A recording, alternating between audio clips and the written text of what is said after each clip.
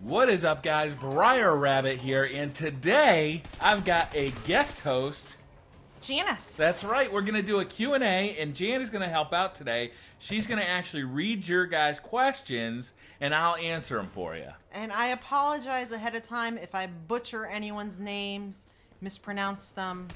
So that's the fun part. I'll do my best. All right, who's our first question from? First one is from Dalton Parsons.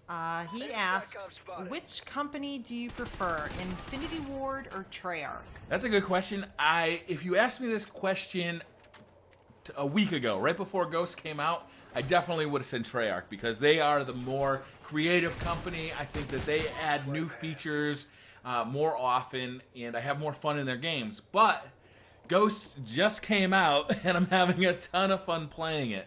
So right now, I'm going to say Infinity Ward. I think they have better hit detection. I think their games are tighter. They feel tighter. But it's really a toss-up. Treyarch has a lot of attributes, too. Right now, I'm going to go with Infinity Ward, though. All right. Randall Gilliand. What is your opinion about the Call of Duty Ghosts guns? And can you tell us information about them in your next Q&A?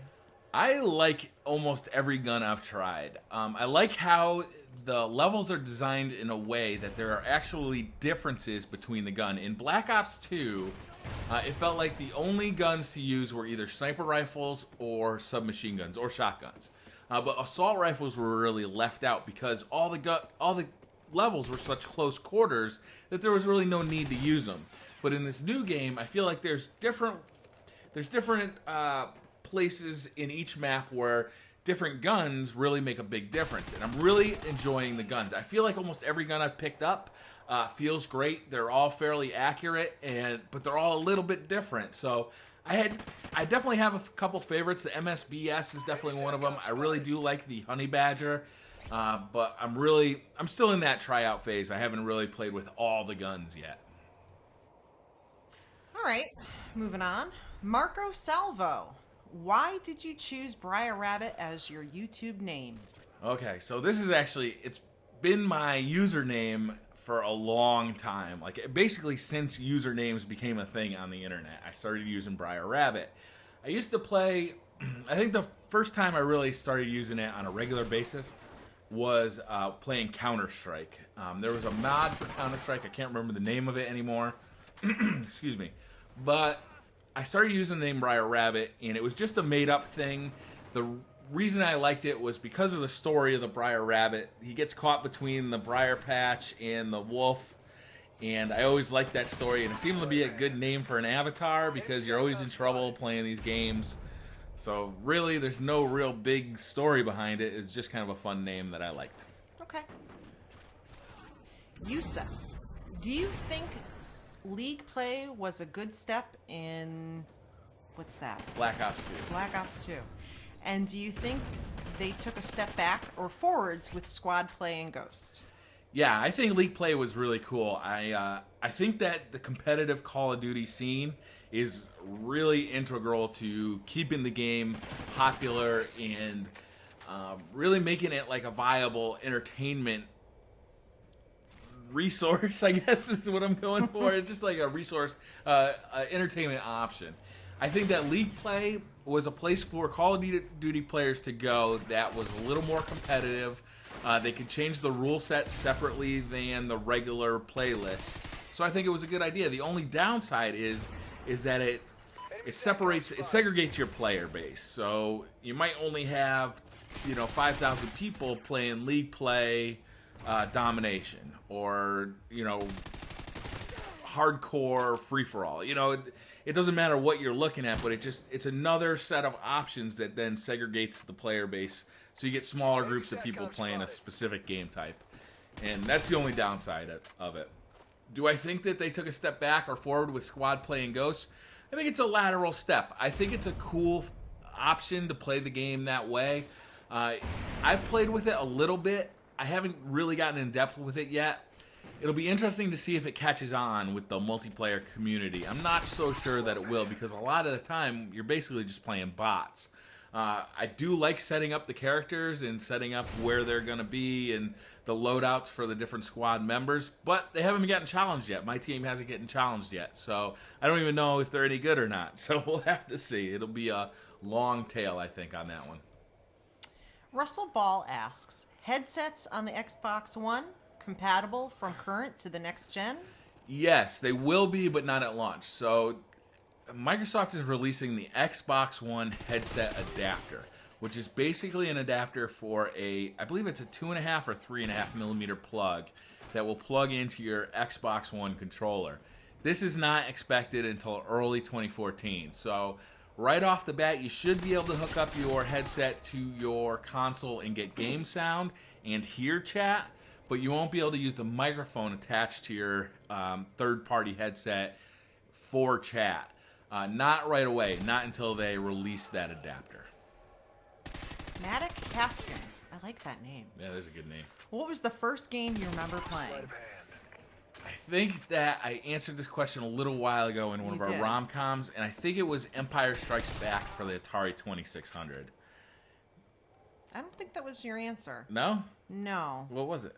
I can't remember, but it had nothing to... I don't think it had anything to do with Star Wars. Oh. Well, then you got a brand new answer. Gabriel Kane Martinez asks, when are more rom-coms going to come? Tomorrow. Okay. Another one from Matic Haskins. What do you think will be the best and worst games at launch of the consoles? All right, so obviously I'm really looking forward to Ghosts on the new consoles. Even though I'm playing it on the current gen, I really can't wait to see it on the PS4. And also on the Xbox One, but to a lesser extent because it's going to be a week after, and I'm already going to have seen the PS4 version.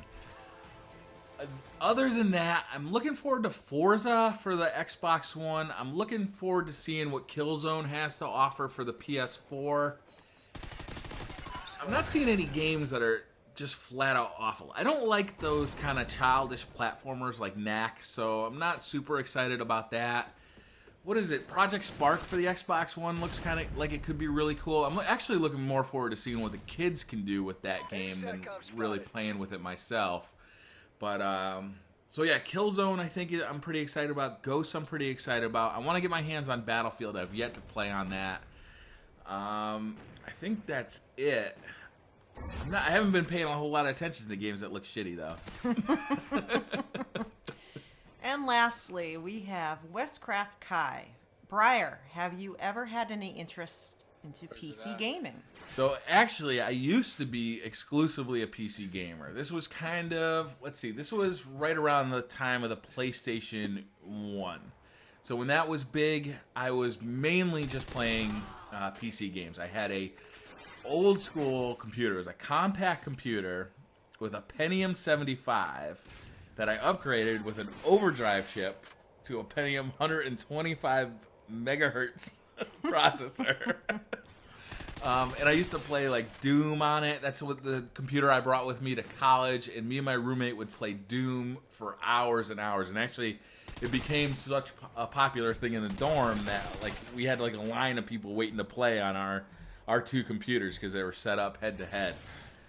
I used to play a lot of Diablo on the PC, and see, Crusader was a big one at the time. But what I found with PC games was it was much more of a long tail thing where I'd get one title and I'd play it for a year or 2 years and almost totally, I wouldn't play any other games. Oh, I almost forgot about Star Wars, what was it? TIE Fighter. TIE Fighter was awesome. I loved that game. So yeah, I mean, I really love PC gaming, but what I found was once it started to become a graphics card issue, it became cheaper to just buy a new console once every 7 years than a new graphics card every other year to keep up with PC games. And I kind of like just sitting on the couch and playing video games.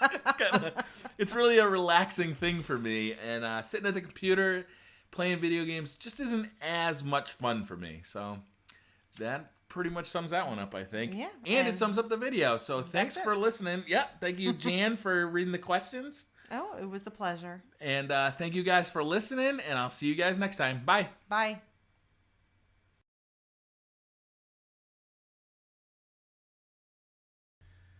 Sound check, sound check. I'm talking to a mic. And Jan's gonna now too. Should I go ride my bike?